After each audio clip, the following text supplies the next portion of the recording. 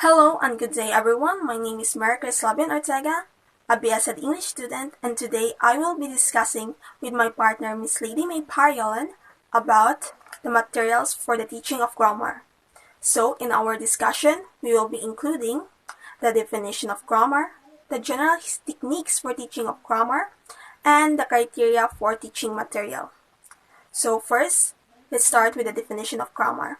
So, what is grammar? According here, grammar is a set of rules governing the sounds, words, sentences, and other elements of a language, as well as their combination and interpretation.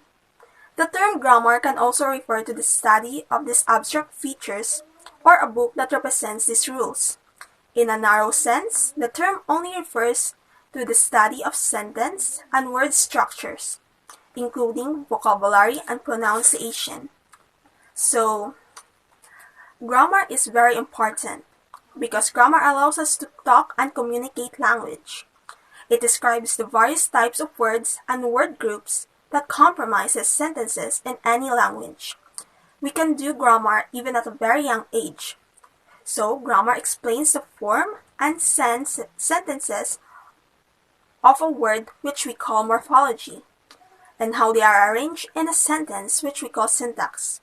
In other words, grammar establishes the rules for common usage of both spoken and written language, which allows us to communicate more efficiently and easier. Now that we know what is grammar, let's now proceed to the generalized techniques for the teaching of grammar. So, let's start with comprehension focus. Instead of emphasizing students' production of the target language through tasks such as drills, teachers should try to focus learners' attention on noticing and understanding specific grammatical features in the input. According to Ellis, comprehension activities are the starting point for the acquisition of new features, and according to research, students who participate in comprehension-oriented learning outperform those who participate in production-based grammar tasks. Next is contextualized input. Contextualized input. Many teachers are well versed in contextualization through the use of linked discourse and reading text. However, there is a tendency to believe that when the structure is used in some form of context, such as reading passage or dialogue, the job of contextualization is complete. Teachers may need to provide additional contextualization by drawing students' attention to the context. For example, if a reading comprehension passage is used, teachers must first discuss the context of the passage before requiring the students to respond to it. Language structures can be easily influenced by the context or genre of the passage used. An example for this is a story can be told in a variety of tenses. Next is meaningful input. It is critical for students to engage with the structures cognitively. While increased input may ensure noticing, it may not be enough to ensure acquisition. Enhanced presumes noticing but cannot guarantee processing and should thus be regarded as one of the components of the pedagogical treatment. Other factors must be taken into account. In order for processing to occur or for the input presented in the classroom, one method is to ensure that the input is meaningful. The input's meaningfulness is related to its relevance to the learner. Input can be useful in a variety of ways. Enhanced input. Increased input is a valuable component in language learning, but incidentally learning of grammatical structures through exposure to input alone may take too long and thus is impractical in formal learning programs.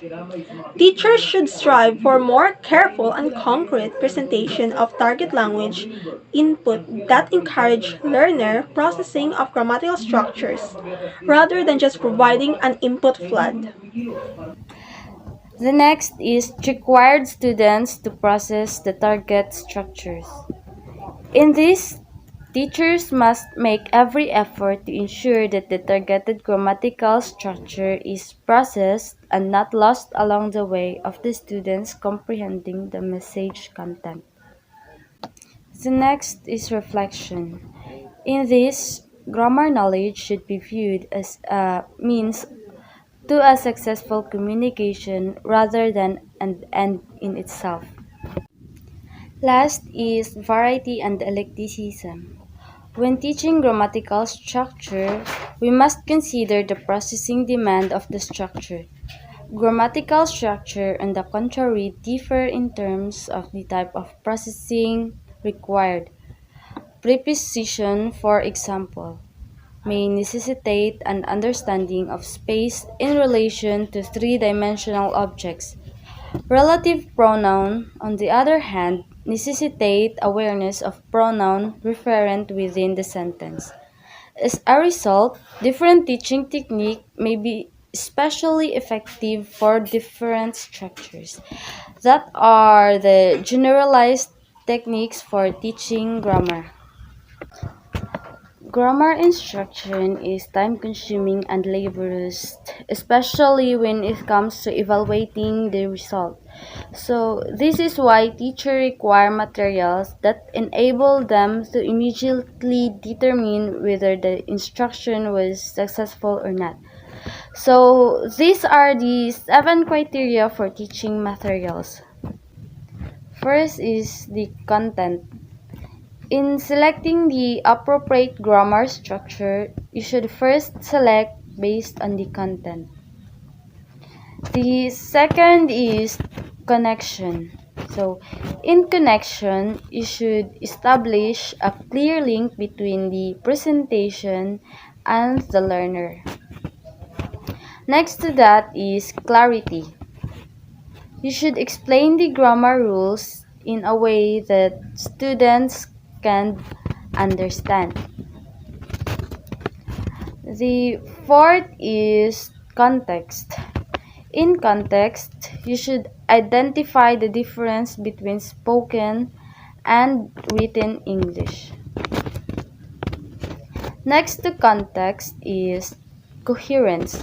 So, coherence include exercises to practice after the presentation. This aims to integrate purpose on classroom experience for students through planned and defined learning progressions. Six is communication. To execute their job effectively, teachers must be skilled communicators who can communicate with a wide range of people. They must be able to communicate with both students and parents. And the last is the common error. In common error, you should let students know how things work in your class. Advise them on what to do and what they should not do. And that are the 7 criteria for teaching materials.